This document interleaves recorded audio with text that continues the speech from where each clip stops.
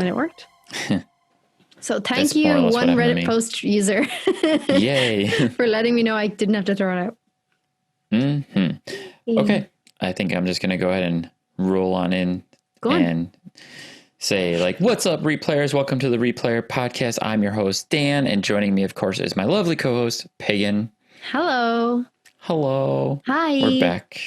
We're back. It's very exciting. For another one-on-one episode of the Replayer Podcast. Yes. Just Pagan and Dan shooting the shit. Pagan and Dan. I mean, there's some good stuff to talk about this week. You know, we got some news, some retro replay, and some fun stuff to talk about. But we'll get to that. Something a little different. I think we're going to start off trying this week on this episode is we're going to talk about some news and what I think we're going to call the timely topics. Trending topics. Which is hilarious. I like retro timely replay topics. have topics and tangents, and we have timely topics. I like that. I think that's cool. Sounds good. So the first topic at hand, if you guys haven't already heard, there was some news this last week about people finding a way to play PS2 games on the Xbox Series X and S. Which I think is amazing. Just to go into the full story here, it was a YouTuber named Modern Vintage Gamer found a way to get into developer mode on the Xbox architecture and able to run emulators on the platform. So he was able to run like PS2, Dreamcast, GameCube, etc. And he's playing PS2 games on an Xbox, which you can't do on a PlayStation. All right. Okay. Rub it in. I'm pretty sure you're not supposed to be able to do that on the Xbox either. And he's found a massive loophole. And, and he's run with it. And has Xbox responded? Has Microsoft or PlayStation responded about this kind of thing? I haven't seen anything official in response to it, but honestly, people do this kind of stuff all the time. People find ways to hack and mod everything. Yeah. Literally everything. Like I had actually just earlier today heard about somebody hacking the new Nintendo Game & Watch, which is really to do ridiculous. What? To play other games on it. Like run emulators on the little Game & Watch, which is only meant to play Mario. Oh my God. I don't know how people do it, but the fact that the Xbox Series S and X can play PS2 games is pretty heartbreaking for all those PlayStation people out there who would love proper backwards compatible. Dude, yes. Like I feel like it's such a missed opportunity as well. Like I understand they had some sort of issue with PlayStation 3, I think, when everyone was like, oh, we want PlayStation 3 to be backwards compatible or PlayStation 4 to be backwards compatible with PS3. But PS3 consoles were still selling. So I get that. So I was like, okay, well, I guess they could just pick up a PlayStation 3, a PlayStation 4, and now a PlayStation 5. But come on, no one is buying PlayStation 1 or PlayStation 2s right now. Is it so hard to get PlayStation 5 to be backwards compatible for those games? Right. Like I 100% agree that I think it's possible. I think it's not that difficult that Sony would be able to do this. And I don't know the first thing when it comes to like design and production and like what goes into making the consoles. But based on what I've seen in the past, I feel like it shouldn't be that hard to make like a PS1 game playable. Like PS1, PS2 games are playable on the PS3 through digital means and or emulation. People find ways. Like look at 90% of the episodes of Retro Replay. They were playing on a PS3 running emulation software. Yep. So it has the capability. And for me, as a fan of PlayStation, for one, I have recently bought digital PS1 games on my PlayStation 3. I would be very happy if I could play those games on my PS5. Right. Why I can't play them, I will never know. I think it's such a missed opportunity. I think just specifically with PlayStation 5, I think it would have just been nice to have at least PlayStation 2 compatible. Like especially 1 and because 2. PS2, if nothing else, is probably one of the best game libraries out there. Yeah. So and I just feel like that would just help purchase more. Like maybe it has something to do with maybe the availability of the games or something. I don't know, but That's really sad that Xbox gamers can now experience that. Well, I mean, fuck you. Not easily. It's not like you could just hop in there and download an app on your Xbox and do this. Fair. It does require some things that, the average person's not going to go out of their way to do this. It is a loophole. True. It's through developer mode on the Xbox. The average person is not going to do this. True. But it opens up the door for the possibility maybe down the road it gets a little easier. But either way, it's still technically hacking a console in the essence to do it. And I don't know. I just want my PlayStation to be backwards compatible. I'm very happy that the PS5 is backwards compatible. Oh my God, am I happy that I can play PS4 games on my PS5. I mean, to stop shitting on PlayStation 5, from my point of view, like I understand that obviously it is PlayStation 4 compatible, and there's quite a lot of games that are now available on there on both consoles, which is fantastic. But at the same time, come on, folks. PS2 would be really great to bring back for like with the year we've all had. Can we not have a bit of PlayStation 2 on the PlayStation 5 as well? Yeah, and like I don't see why not. And here's some perspective too, because on my Xbox Series X, one of the first things I did after like playing Gears 5 on it was install Ninja Gaiden Black, which is one of my favorite original Xbox games. So equivalent to a PS2, same generation. And I was able to put in one of my favorite Xbox games into the newest console of Xbox and play it in like the best way possible. Like it's not enhanced, it's not up-resed, but it's still a improved version of the game running in its best possible state. And why not do that for PlayStation games? In my opinion, like I would love to be able to pop in like Metal Gear Solid 2 into the PS5 and play like the best version of that game. Yep. So or Path to Neo. Is that right? Yeah, Matrix. Play one of like the old Matrix games. Yeah, that's the first game that came to mind. And I was like, yeah, that was a great game. Especially if it had any up resolution at all, like upscaling, and I feel like that just wouldn't be that difficult to do. Yeah. Anyways, I'm happy to be able to play PS4 games on my PS5. So at least they've got that going on. And as a person who didn't have a PS4 Pro, I'm now able to play my PS4 games in their best possible state as well. So true. That I'm very happy about. Yeah. Have you tried that yet with yours? Yes. Actually we tried it with the remastered Spider-Man. So I suppose it's not quite the same. But because that game was remastered. Pro. Yeah. We have PS4 Pro, which I have no idea why it was remastered. I'm not going to lie. I'm kind of like, why did you waste time remastering this a game that's only like 2.5 years old? Yeah, it's already beautiful. It was available on PS4 Pro. We got it for that. It's such a gorgeous game. And I feel like, really, what did you add to this except change the face model for Peter Parker? That might have been the main reason, honestly. Yeah. And I have no idea why. Do we know why? That face model change. Yeah, it's an odd one. Like, but yeah, that kind of was like, why'd you do that? You know what I mean? Like, it would be like remastering something that's already, because the game was already beautiful. Like, how can you make this more stunning? And now I would like to say, Miles Morales, case and point. That game is beautiful. And oh my God, the suits and the reflection of the suits is it's just incredible. Just how it feels and everything, how it's run. I think that's perfect. So I see now why, but yeah, I think PS4 Pro to PS5, I don't visibly be like, oh, wow, a difference. Because I was running all of my Uncharted games, the Uncharted collection on PS4 Pro, which like the collection would still be the same really on PS5. Right. Kind of. So I don't really see a massive difference, but I suppose they're not made for the PS5. So Miles Morales, which is incredible. Right. And that's a fair point. Like I noticed the difference between a PlayStation game running on my base PS4 over the PlayStation 5 as opposed to the PS4 Pro, which I've never really experienced because I never had one of those. So it's similar to how on my end for the Xbox, I had the Xbox One X. Yeah. So I was already playing my Xbox games in their best possible form. So the gap between this Xbox One X and the Series X isn't as drastic. Yeah. It's there. It's noticeable. I've seen it, with Valhalla. I can play it on both platforms and I can see the difference.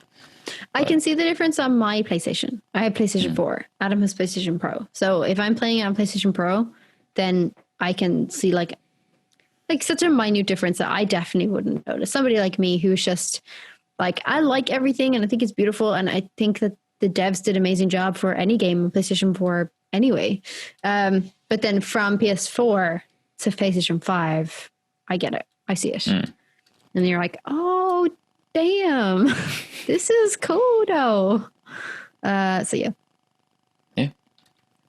All right. So next up, a lot of people have been buzzing about this lately. A little bit of news that came out. Warner Brothers Studios has announced that all of their theatrical movies that were planned to release in the year of 2021 are now also going to get released on HBO Max for a limited time. I believe it's going to be 30 days. They're going to be available on HBO Max. So for those of us who don't want to go to the theaters yet, or maybe can't go to the theaters because a lot of theaters are closing, we'll have those options to watch some of their big theatrical releases that are coming out next year, to include movies like Dune, the new Godzilla versus Kong, which that's what had me buzzing about this. Like, ooh, Godzilla and Kong. Yay.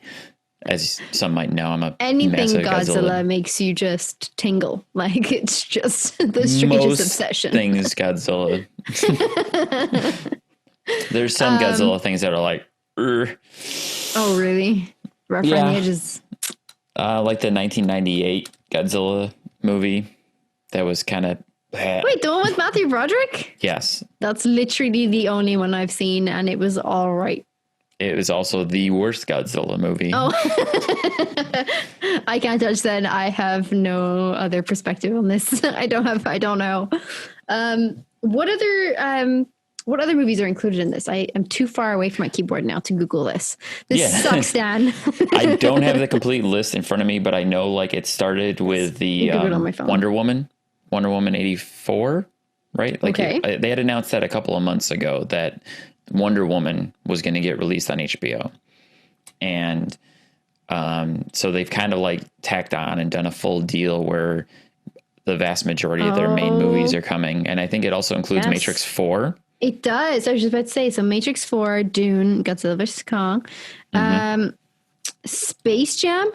Yeah, there's been a rumored Space Jam movie. They're going to do Space Jam? That's so exciting. Oh, okay. I need to calm down. Matrix 4. Do you know? Go get excited. Oh my God. I loved Space Jam. Okay, I love Space Jam. It's a great Dune, movie. The Conjuring. Something about Tom and Jerry, but I don't know if that's referring to a movie or a new cartoon series. Oh, I don't see it here. You don't see Tom and Jerry? No, but to be fair, I'm only seeing a limited view. Hold on. Warner Media CEO Jason Kilar said in Thursday's blog post that the studio's 21 slate includes 17 films such as The Little Things, Tom and Jerry, Godzilla vs. Kong, In the Heights, and Dune. Yeah. Dune is an interesting one because I think that's going to be a big moneymaker. I think a lot of people are a fan of the book, and they're going to flock to the cinema to go see that. It's interesting that it's now going to be available on HBO Max. Are they going to do something similar as Disney Plus did, where if you're subscribed or something that you have to pay extra? Like, is HBO Max a series? Is that like a streaming service like Netflix is, where you pay monthly? Yes. So I would presume there would be an extra video premium. on demand. That they have not said yet. If you're going to have to pay extra for those, or if you just have to be subscribed. Yeah. Everything that I understand was you will be able to watch the movies through the service, but they're only available for 1 month on the service. Yeah, I feel like...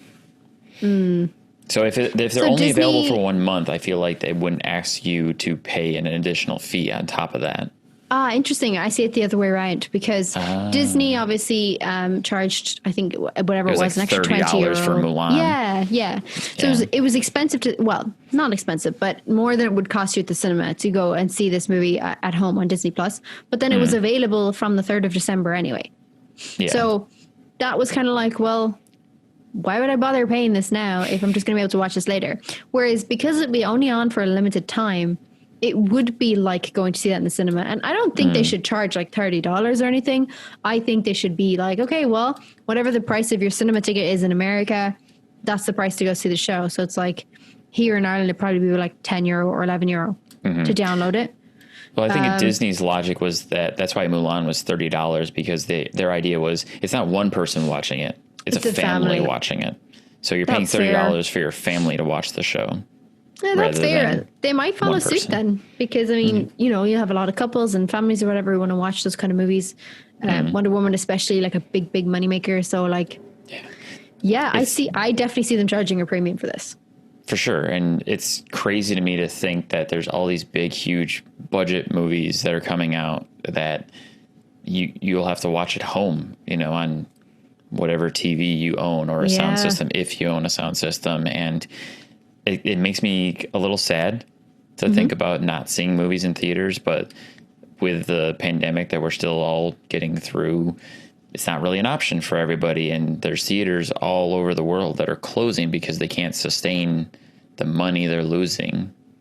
And it's crazy to me to think, like, I'm happy, like I'll be excited to be able to like watch these movies, and I may actually get an HBO Max subscription at this point now because I didn't have one before.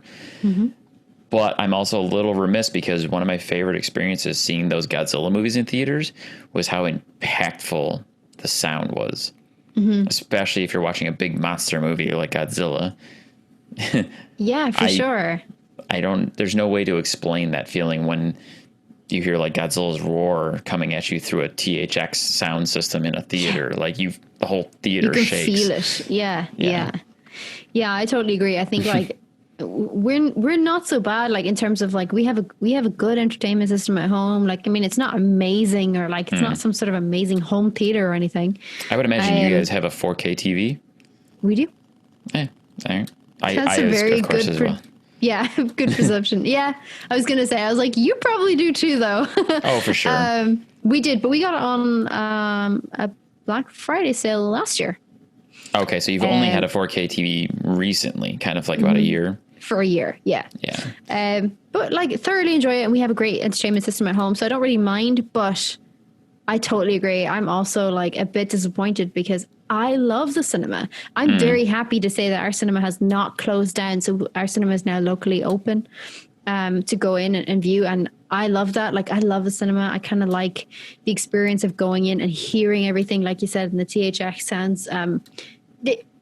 There's just an experience about going to the movies. Like, it's an outing. It's an evening. It's an event. With family and friends and partners, and like I just think it's great. I spent the majority of my time in the cinema over in the UK. I had a black card, which is an unlimited pass when I was working in a gym. Oh, okay. Right across, we were working the gym, and it was in like a multiplex, and right across the road from the gym, like diagonally, was the cinema, and I had a black pass, which is an unlimited ticket pass. Oh, wow. So I could go from my job, like grab a bite to eat wherever in the multiplex, Nando's and like McDonald's or whatever I wanted, pizza or something, and then go straight to the cinema. And I would spend my days there just watching whatever I wanted. If you wanted to watch the same movie multiple times, I think you would have to pay, but you could go and watch unlimited movies for the first time, I guess. And then you'd have like a 40% reduction on any tickets after that, and like 10% off the bar essentially. Gotcha. That was my life, and I freaking loved it. And I was like, please bring an unlimited cinema pass to here. And they finally did, and then COVID hit. It's funny you mentioned that too, because like I had never experienced that, like a pass system for the movie theaters. Oh, really? And I had only just heard about them, I think 2 years ago, maybe. I had gone to a movie theater, and I had met a friend there that had one of those kind of passes like that. And I was like, oh, I didn't know they did that. That's really cool. And then, shout out to friend of the show here, Jen Miller. was very passionate about that. She was really big about those, like going to the movies and having that pass to go see all the movies she wanted. And I remember that first time we talked to her and thinking like, I want to do that. I want to make the movies a thing again, because I kind of dipped off of going to the movies for a long time.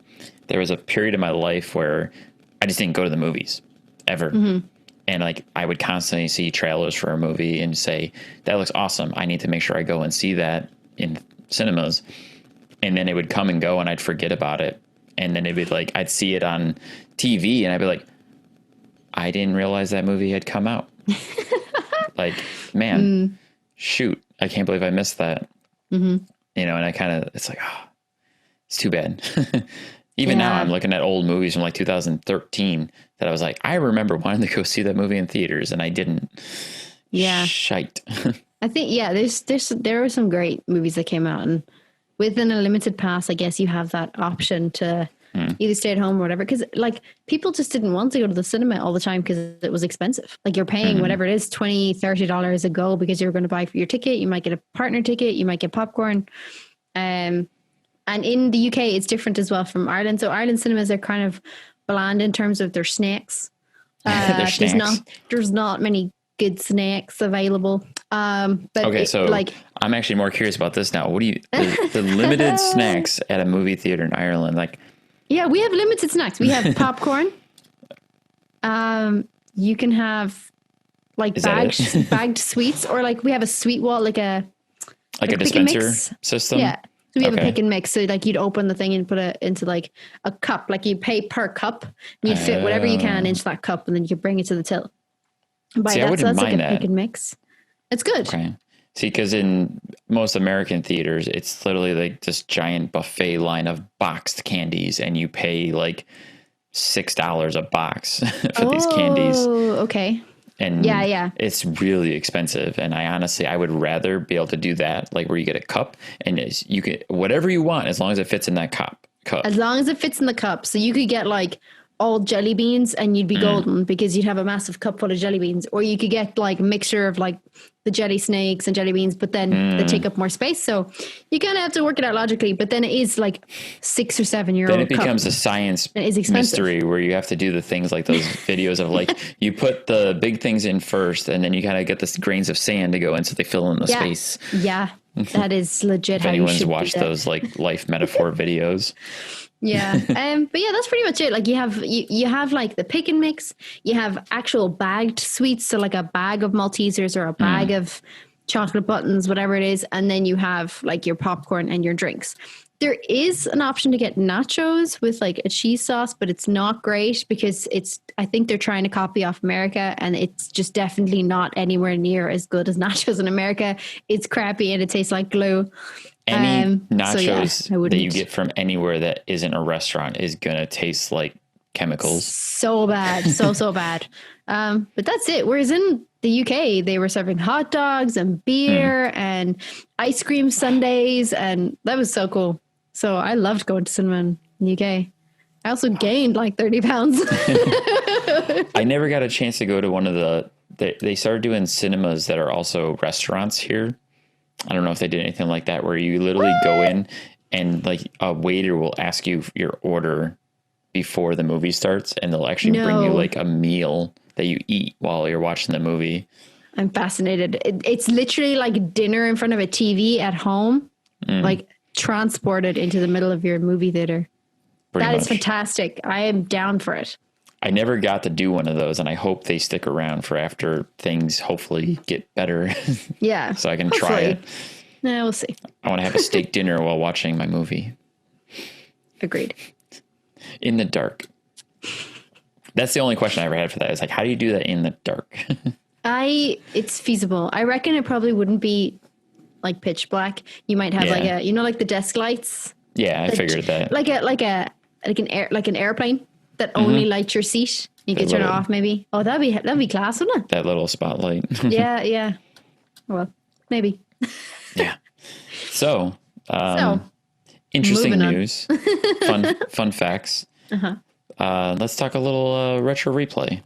Retro replay, which you are all over this.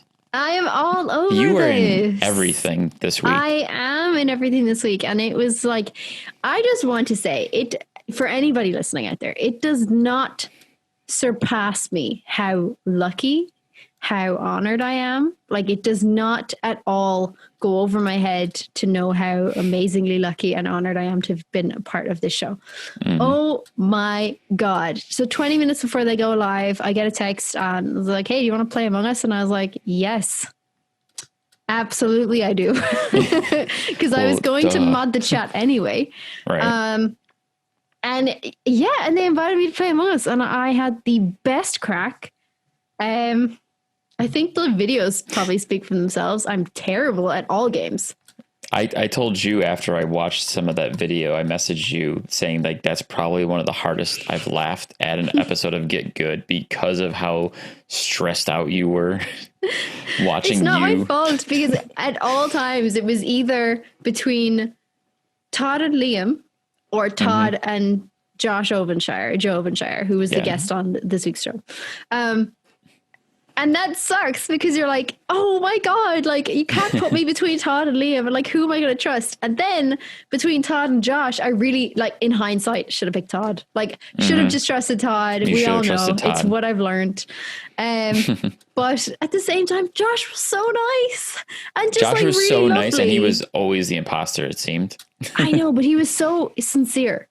So you just couldn't. And then Todd has a way about him that just looks sus all the time.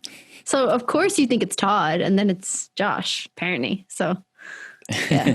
Yeah, there was multiple times, especially right off the bat. Like, I had noted here, too, about how, like, the very beginning, it was Josh. And, no, it was Liam. It was actually Liam. And Liam who's the imposter. Yeah. As a viewer, we watched Liam kill Josh.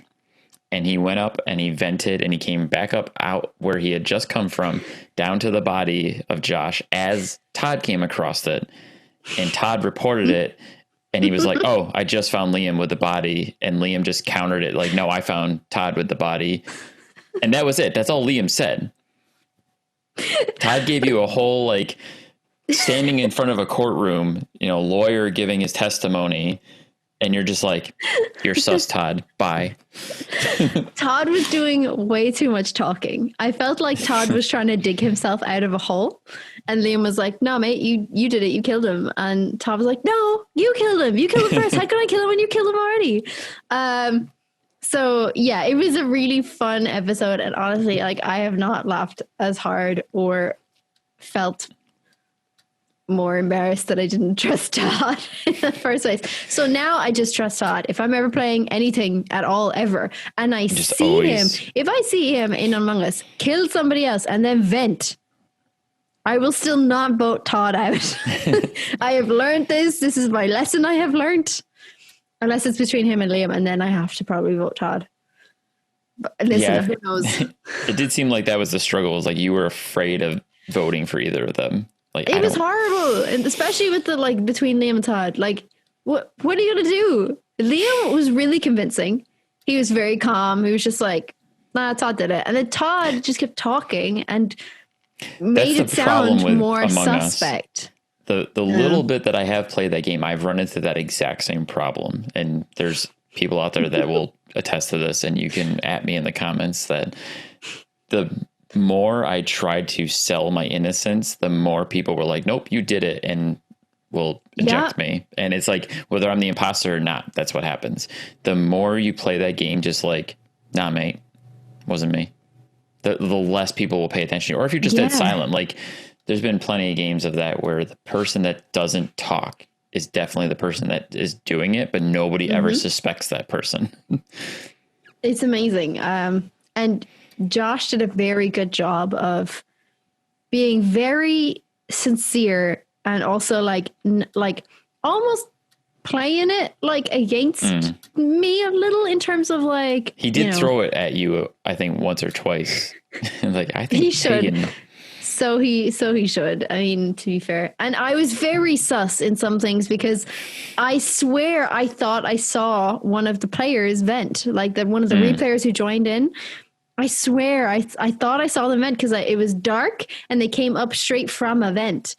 And it just turns out that they were just walking past that and happened to cross over the vent. So when I was like 100%, I saw the vent, that's the imposter. And then they left and it said not imposter. I was like, oh my God, no, I'm going to be so sus now. I'm so sorry. I am honestly surprised they didn't vote me out after that.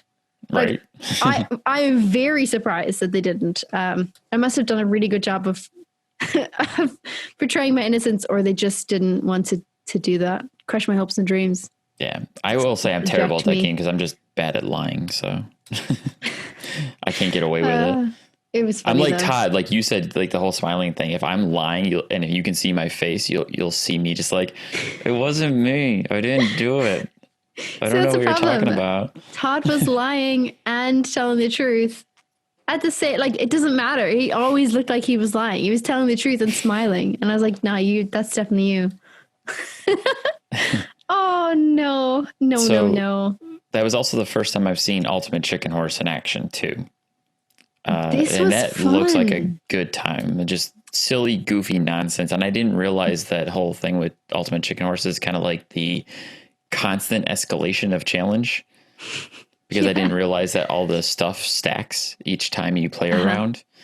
So that was the first time I had seen that. I'm like, oh, you just keep adding garbage. And clearly Liam knew what he was doing. Liam has played that game a lot. He is Ultimate Horse. We all know. We've seen him do it. I am the Ultimate Horse. He's the Ultimate Horse. Although Todd got Ultimate Sheep at the end. That was very good. Mm-hmm. But yeah, that was an interesting game. They have played that a few times before, once with Drew, and then I think once with Drew and Stephanie the week beforehand.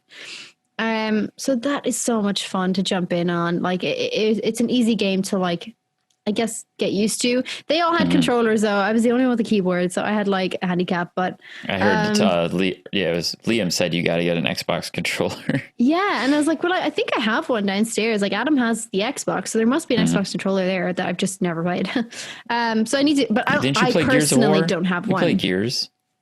Oh yeah, we did play Gears. Yeah, we played it multiplayer. Right, yeah, so you would need two controllers. Them.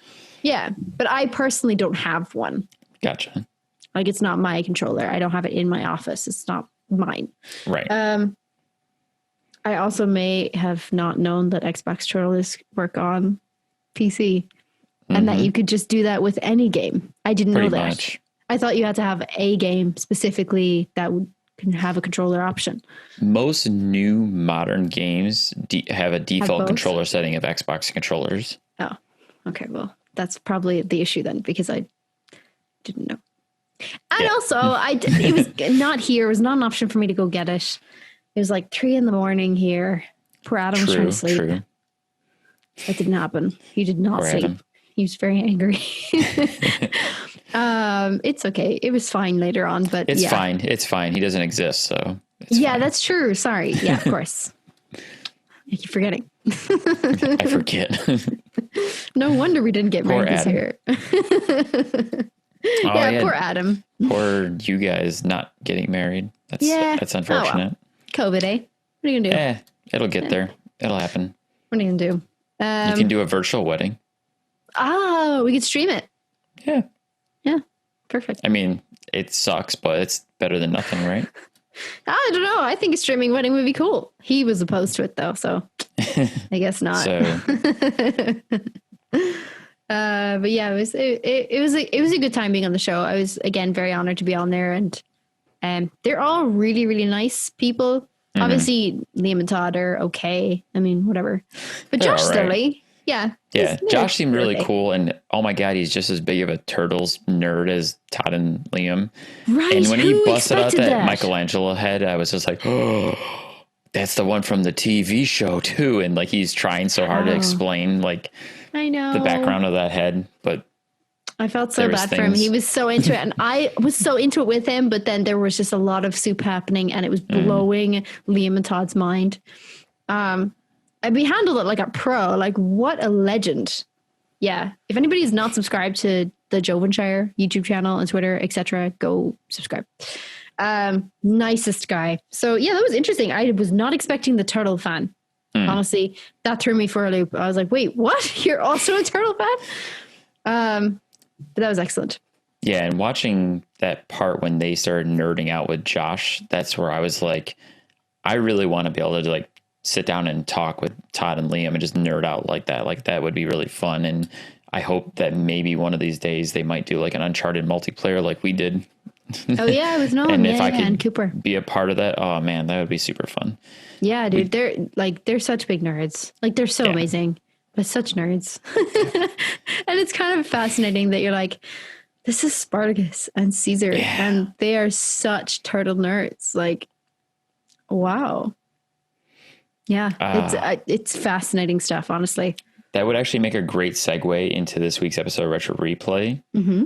But I also wanted to mention that how fans of Retro Replay have the opportunity to actually engage with Todd and Liam, either through their own Twitch streams or even face-to-face through the members-only live chats or the Zooms. I'm talking about the Zooms. Members-only Zoom for Altered Beast. Yes, indeed. Yeah, so is it just Altered Beast? Because they do different, there's different ones, aren't there? Yeah, so Drew Soup level, if anybody knows what we're talking about memberships on the Retro Replay YouTube channel. You can go into the membership tab on the YouTube channel and just click down and you'll see all the information about each tier and what they involve. But Drew Soup is a crew, you get a crew only Zoom for that. Like crew only is just like myself. Crew being PJ, Drew, Steph and Paul. Steph, okay. Mm-hmm. And then with Altered Beast level, you get everything under every other tier, as well as an Altered Beast Zoom, which includes like Liam, Todd, Nolan, Cooper if he's available. So that's really cool. So you do get a personal chance to hang out, and it was fun. Like the most recent one is we just saw Liam was such a nice guy. Like he said that he was like, I can't join. I'm working right now, but I'll join from my car. And I was like, you know what, buddy? That is fine. Like you don't have to join. Don't crash your car. I'm pretty sure they need you for the show. For those of you at home who want to spend an hour looking at Todd or looking up at Liam from his leg on his phone. Yeah. We did get to do that in the his bare leg. We did get to do that in the members Altered Beast live Zoom thing. He was actually being really funny, and we're all like, "Don't crash." Yeah, please, God, don't. And he's like, "That was not supposed to be the turn. I was supposed to go to that turn." Oh man. So yeah, that is always a good time, honestly. And the Drew Soup level with the crew only tier is amazing as well, and it's just nice to hang with members. It really is just nice to just get to know everybody. So yeah, it's a good time. It's a good opportunity to I guess meet them, and you don't have to be a continuous member. I guess like even if you're a member for 1 month, you will still get at least one Zoom with those people. So you would still get at least one Altered Beast Zoom, and you would get at least one Retro Replay crew Zoom. Yeah, and obviously we're no stranger to getting to know our fellow replayers. Obviously we do it here through the podcast and also through the replayer hangs, the Zooms and movie nights. And hopefully we'll just keep expanding and finding new ways to keep connecting with everybody. Yeah. So now I will say, because they're big nerds, we also had a big nerd that was on the show proper this week with Nolan in Mr. Todd Stashwick, which, man, that man was rocking a stash. I did. Yeah. Right. Like coincidence? Is that why he's called Stashwick? Did he change his name? That was my immediate thought was his name is Stashwick because he's got that epic stash. Honestly, if he doesn't change the spelling of his name to Stash, like as in mustache, wink on Twitter or something, that is just a missed opportunity. Like that. Come on. Come on. And yeah, you're right. Such a big nerd. Who knew? Oh my God. Crazy. Who knew? I know him as an actor. Like I know I've seen a lot of things that he's in, and it took me a minute. Like I started to recognize his face, and obviously we started getting some of the cutaways, and I was like, oh yeah, okay. I didn't realize he was such a big presence in like cartoons, that he's done a lot of voice work. So that was a lot of eye-opening stuff, along with the fact that he's a massive D&D player, like huge D&D player. And I'm like, how are there all these like actors who are just giant nerds? Yeah, it's amazing. I do have D&D. Like we do play D&D. Right, you play with Wayne. With Wayne, yeah, he's our DM, and then I play with Janine, Scaldi, and Tina. Shout out. So Yeah, the wives. Yeah, the wives and Tina. And Tina. Tina. Yeah, it's good crack. We don't get into it as much as like Critical Role do or other people who did it. And it's such an odd experience. I've never seen this kind of stuff before. It's role play to another level. And it blows my mind. It blows my mind how people are so invested in characters and stories, and they're not performers. Like a lot of people who play are just like regular people in terms of like, they don't like seek an acting life. They don't seek a performance or whatever, but they're just so into it and they do perform their characters during D&D. So super interesting world that I was just never really accustomed to. I'd imagine Todd Stashwick is probably very good at it though. Yeah, I mean, he's been playing it for a long time, it seems. Yeah. But super fun episode this week where Nolan, I feel like he was in his happy place playing old Atari games, because he was playing the 1982 Atari classic Yar's Revenge. And it looked like it was almost immediately like Nolan and old games like that just click. He does well at those games. He did really well. It's like surprisingly. Yeah. Like Drew was constantly like, wow, you're doing really well. Like you're doing good. And all I could think was like the old Space Invaders episode from level 1. Yes. Where he crushed Space Invaders too. Yeah. And I think that's just his jam. He like the joystick and the button. Did he also do Galaga? They did, didn't they? I don't remember Galaga. I remember playing Galaga as a kid. There you go. But yeah, he was really good at this game, surprisingly. I hadn't heard this game before, but it is a very fascinating game. I guess it was developed, like you said, it came out in 1982? Yep. 1982 for Atari. I never had an Atari, so I really had no idea what this game was and why would you bother. But this game had so many firsts. Like this had the first Easter egg ever in a game, where you had to even over adventure. I think so. I think this one was the first one. Adventure was also known for like one of its first Easter eggs. Yeah, with the invisible dot or something. Like you go and find the dot and then you bring it back to the homepage and you see the creator's name. Yep. Same thing in this essentially is, so basically I'll actually read it out because it's kind of complicated. So basically after killing the swirl in mid-flight, a black vertical line will appear across the screen. And if the Yar is in the lower third of the screen, the black spot on its back across the vertical line, at the moment of the explosion vanishes, the game ends and it goes into like a game select screen, and the programmer's initials, HSW, which is Howard Scott Shaw. Is that right? No, Howard Scott something. I don't actually know myself, so. Sorry, Warshaw. That's it. Howard Scott Warshaw. Mm-hmm. And it's shown, but it's like forwards and backwards. So it's HSW, WSH in place of the player score. So that was like the first ever Easter egg, I think. Yeah. And the first ever on-screen full explosion. Yeah, the way that it just kind of like fills the screen with what they had told us was code of the game, which is pretty interesting. The middle line in the screen as well, just code. Just coding, and they colored it and like stretched it and made it interesting looking, I guess. Because I think it was too complicated to do something, or the tech didn't support it. So that was their way around it, and it's genius. It's very clever. You're just watching code the whole game. Yeah, it's really cool. Yeah, I'm aware of Yar's Revenge. Like I had heard about that game, but I myself have never played it. I always assumed it was more of a, like you said, Galaga type of game, where it's more like a linear almost. Like the scrolling shooter where like you're moving up and down and shooting things that are coming at you. But I had no idea that there was this whole element of your bug can like eat the shield around the other things.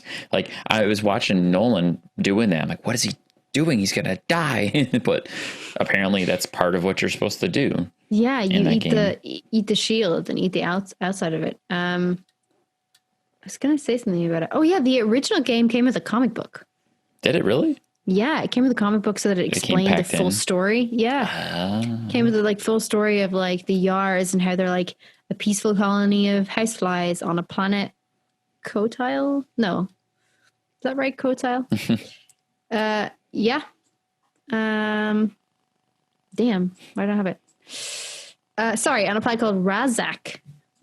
Which also has an interesting fact about it. Until to colonize... the Yard is taking on the Kotile. The Kotile. That's it. The Kotile is like the villain.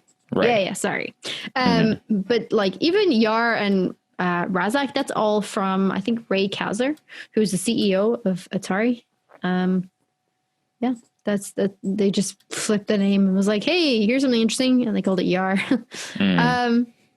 Which, yeah, it's just really cool that it came with a comic book, like a whole comic book to tell you everything about the game and the story. And yeah, I thought it was really cool. There was also a radio drama version of the comic book done way back in the day.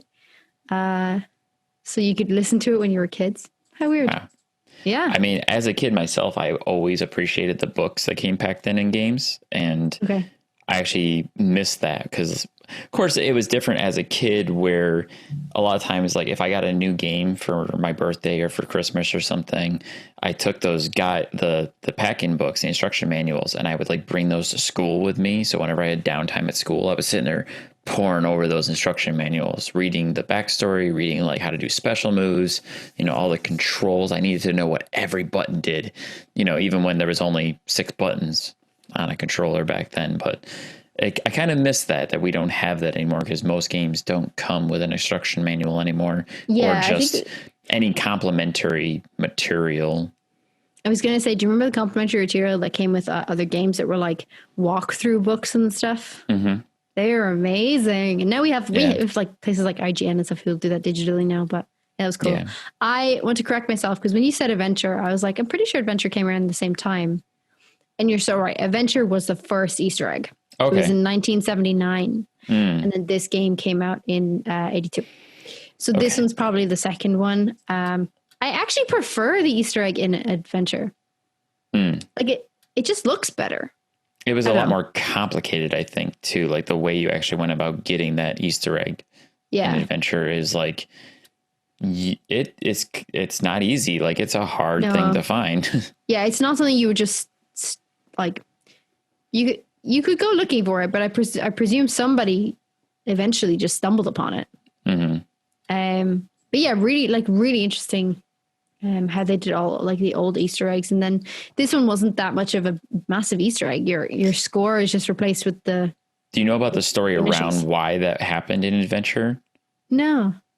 So this is, from what I understand, the reason that the programmer put that Easter egg in the game was because this is in the early days of video games when they were still kind of figuring things out. There were small studios like Atari and whatever. The companies at the time did not want their audience to know who the people were making video games. Oh. So original video games back in the day didn't have credits. So you wouldn't know the names of the developers. You wouldn't know the names of the engineers and the people who worked on the games. So the guy who actually built the game and built that Easter egg, that was his way of getting past the higher ups who said, we don't want your name to be in this game, because when you did the Easter egg in Adventure, you saw his name saying created by, and I don't recall his name off the top of my head, but that was why that Easter egg was created. How clever. What a good way to go around it as well. Props to you, buddy. Props to you. Yeah. But yeah, you were also in Retro Replay with another episode of the Retro Feud. Another episode of Retro Feud. Here I am again, counting the points. I feel like telling I'm one of those, people how they won nothing with a side of nothing. I was like expecting him to throw it out to me. He was like, "Tell them what they won, Pagan." Well, you've won nothing with nothing, side of nothing, and nothing attached. So congratulations, we'll ship it out. Perfect. I loved how Nolan was like, free shipping, and Drew was like, is it? He's like, oh, we have to discuss that? It's not free shipping? Okay. Essentially, you're going to pay us for nothing. It's going to be great. We'll send you an empty envelope. Speaking of, I got my my retro replayer pin finally. You got it! Congratulations! Woo. That's for. I have not received mine yet. Oh, you don't need yours. You're on this show. I need mine. I have been a member for 12 months. Thank you. Yeah. No, mine has been sent. It just hasn't arrived yet. Which is really cool, though. It's a nice little thing to commemorate anyone who's been a member for 12 months. Yeah, and not necessarily consecutive either, right? Just 12 months. Exactly. If you cancel your membership, you should be able to come back and it'll tell us your rejoin date, so it doesn't reset your time as a member. Which is really handy, especially for things like COVID, where people have had to stop membership for some months, or they just come back and it resumes from like six months. It'll tell us how long you've been a member and stuff. And nice. I think you got to throw props to Retro Replay, because I think they really do care about their community. They are trying to make the memberships worthwhile for you, and this is what we came up with for membership kind of perks and stuff, and definitely wanted to commemorate those members who've been sticking with us for over a year. That's super committed, and they're super committed, pun intended. Soup. Yeah. So yeah, it's fantastic. I think it's such a nice touch. Such a nice touch. For sure. I was pretty happy when they announced that, and maybe one day we'll find ourselves in a similar area and way of trying to reward our loyal listeners of the podcast. Yeah, sure. I'll send you a pen. Yeah. Look at you. If you want to donate, if you want to start donating and over 12 months, then yes, I will send you whatever pen you want. Nah, maybe one day. But I think it is a really nice way to do it. And again, it is only available for members at the moment. It's not available for supporters of the show in terms of just subscribers and stuff. You would have to be a member, and at least the welcome to the party tier, which is only $5 a month. So yeah. And they've got some fucking good membership perks. I'm not going to lie. So yeah. Yeah. It's a big difference from when we were talking about this 6 months ago, when they revamped all the membership perks, and it was a big hullabaloo of, how can they do this? And now it feels like they're really giving us our money's worth, regardless of what tier you're on. 100%. Honestly. 100%. If you think about your monthly Zooms and stuff with the cast, or Zooms with crew, you can get inside production knowledge with crew. You can learn about editing, you can learn about sound and software producing, creative design. It's fantastic, the knowledge that's available for replayers now, and then getting to sit down with cast as well. I was just saying, get to see PJ's little Christmas Town. Yeah, how cute was that? PJ's Christmas Town on one of the Zooms. I bought a little wooden Christmas Town for my house, because we're in our first home. So I bought it does come in a one set. It wasn't I didn't accumulate it over time or anything. It came in a one set, and I just thought it would look really cute on my windowsill. And I did it because I was I love the look of PJ's little Christmas Town. I want one.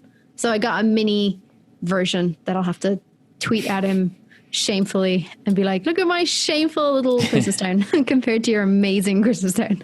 Nice. Yeah, it's really cute. I love the holidays. Cool. Well, I think that's about it. We're running short on time this week. Before I close her out here, I just want to say, fuck those robot wolves in Japan. Right. Because those things are terrifying. And apparently I find dark shit. The dark pagan. On the internet.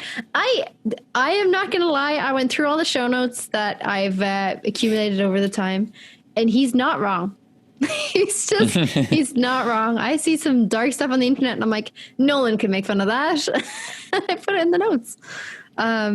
All I know is, if that was a thing here in the States, that people started utilizing robot wolves to keep actual wildlife at bay, and I happen to come across one of those things out in the world, I would literally die of pooping myself. It is terrifying. Also, I mean, I was going to throw them in notes and everything as well, but I don't know how entertaining it is. But they built a Gundam. They built a massive I saw that. I've seen that. Gundam. The actual full-size working Gundam. Full-size working Gundam to attract tourists back to Japan.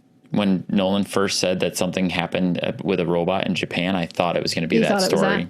I thought it was going to be the Gundam story. Yeah. That was only recently though. So I thought like, oh, maybe I'll put this in the notes. And then I thought, actually, it's probably not that super interesting to make like fun of. I guess it's not like a fun story. It's just a massive size robots. Although seeing that he picked the Japanese robot wolves to go off of, now I'm like, missed opportunity. We could have had a whole theme going here. Well, for anyone who doesn't know what a Gundam is, it's a mech robot essentially that is featured in an animated cartoon series in Japan that are, just big robots that people use to fight each other in. And they made a real one in Japan that kind of works, but it's really slow and it's attached to a big tower. That is definitely okay. I'm fine that it is attached to the tower. Before you know it, those things will be landing in our backyards and they're going to be like taking over the world with Gundams. Yeah, with their robot wolf sidekicks. For sure. Yep. All right, buddy. I think that's a good time to wrap up the show tonight. Let's wrap it up. All right. So, where can people find you, Pagan? They can find me in Ireland.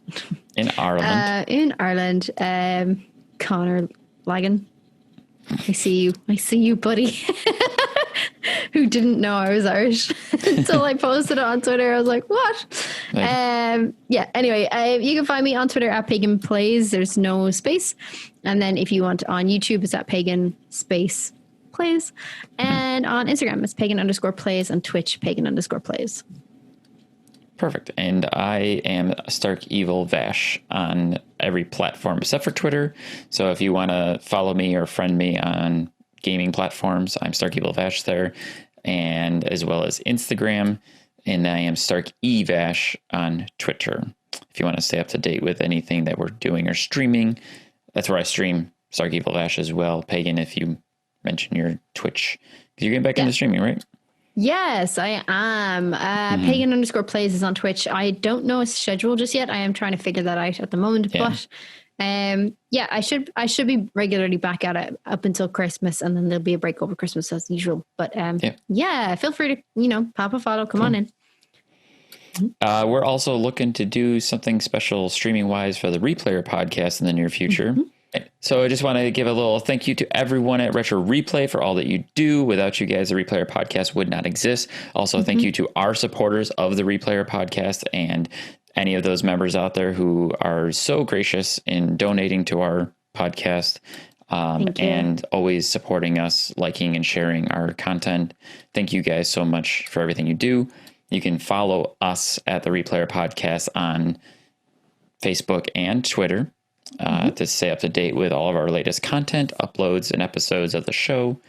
And we upload every Wednesday. So stay tuned for feel free to like and subscribe. Stuff. Yeah. Thank you all for joining us. We'll catch you later. Game over. Thank you. Bye. Bye.